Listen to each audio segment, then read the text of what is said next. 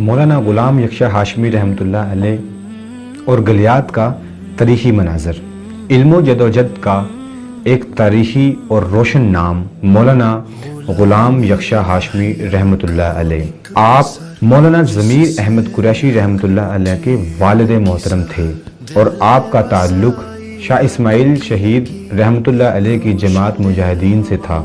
یہ تعلق محض نسبت نہیں تھا، آپ خود مردان میں مجاہدین کے مرکز جاتے اور مجاہدین اسلام آپ کی زیارت کے لیے تشریف لاتے۔